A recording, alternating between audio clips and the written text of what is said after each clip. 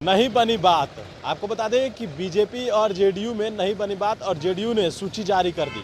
आपको बता दें कि जिस तरीके से यूपी में चुनाव को लेकर बातें चल रही थी कि गठबंधन होगा, लेकिन लगातार आरसीपी सिंह दावे करते रहे और वो फेल हो गए। ललन सिंह ने आखिरकार 26 उम्मीदवारों की सूची जारी कर दी है। बात करेंगे आरजेडी के प्रवक्ता मृत्युंजय तिवारी है हमारे साथ। क्या हो गया? देखिए, ये तो होना ही था। हद कर दी आपने, ये हम लोगों ने सुना था। कटोरा लेकर जेडीयू घूम रही थी, गिड़गिड़ा रही थी और कह रही थी कि उत्तर प्रदेश में गठबंधन हो जाएगा, उनको सीट बीजेपी कुछ दे देगी। बीजेपी ने तो कोई भाव नहीं दिया, तवज्जो नहीं दी, कोई नोटिस ही नहीं लिया। मल्लाह समाज को भी, वीआईपी पार्टी के मुकेश सहनी जी को भी अपमानित किया, उनको जलील किया। सभी सहनी समाज के, मल्लाह समाज के, निषाद समाज के भाई देख रहे हैं बीजेपी का चरित्र। अब बताइए भला कि जो जेडीयू लगातार कहती रह गई, हम तो कई बार आप लोगों से भी हमने कहा था कि अब सीट कब देगी, 10 मार्च के बाद परिणाम आने के बाद। तो इसके बाद भी उनको विश्वास था कि कुछ मिल जाएगा, तो कुछ नहीं मिला।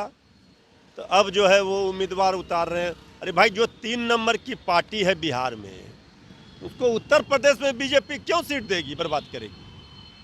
अब तो बीजेपी के खिलाफ आदरणीय नीतीश कुमार जी जाएंगे ना वोट मांगने के लिए, बताएंगे ना कि भाजपा मुक्त उत्तर प्रदेश करेंगे। तो भाजपा मुक्त बिहार कब करेंगे, ये पहले वहाँ जनता पूछेगी। अब जो ये दोनों एनडीए में चारों दलों के बीच में खेल चल रहा है, अब इस खेल का क्या जवाब देंगे? जनता की नज़र सब पर है। पाई पाई का हिसाब लेने के लिए जनता भी तैयार बैठी है। अच्छा, एक सवाल है, जेडीयू की हैसियत बता दी बीजेपी ने। अच्छा, एक सवाल है बिहार से जुड़ा हुआ कि मुकेश सहनी की आप लोग बात कर रहे हैं। मुकेश सहनी के विधायक कह रहे हैं कि हम लोगों ने लालू यादव के खिलाफ चुनाव लड़ा है। भाई देखिए, कई माननीय विधायक जो बीजेपी के हैं वो भी तो बीजेपी के खिलाफ बोल रहे हैं। ज्ञानू जी ने क्या कहा था ना बीजेपी के खिलाफ। माननीय मंत्री मदन सहनी जी ने क्या कहा था कि ये सब पार्टी ना होता है, उनका वहाँ समर्थन है। वहाँ तो हम लोग आदरणीय लालू प्रसाद जी, चिंता है निषाद समाज, मल्लाह समाज का बेटा को वहाँ अपमानित बीजेपी कर रही है। दलित समाज से आते हैं आदरणीय मांझी जी, वहाँ अपमानित हो रहे हैं। अभी देखिए 13 सीटों पर बीजेपी कह रही है, एमएलसी वाला जो चुनाव होगा उसमें बीजेपी लड़ेगी, 11 पर जेडीयू। तो ये दोनों क्या करेंगे आदरणीय मांझी जी की हम पार्टी और वीआईपी मुकेश सहनी जी की, फिर उनको जो है दिखा दिया गया रास्ता। गवर्नर वाला कोटा में तो कहा ही था ना कि आप लोग पीठ में खंजर घोंपते हैं, वही सहनी जी ने कहा था। ये पीठ में खंजर और ये सब बात जो है, अब एहसास उनको हो गया जो गलती उन्होंने किया। अब क्या कह रहे हैं, आदरणीय लालू प्रसाद जी की विचारधारा को मानते हैं। ये लालू प्रसाद जी का देन है कि आज आदरणीय मांझी जी हों, चाहे आदरणीय नीतीश कुमार जी हों, श्री मुकेश सहनी जी हों, इनको बीजेपी वहाँ सहयोगी बनाई है और कुछ तवज्जो मिल रहा है।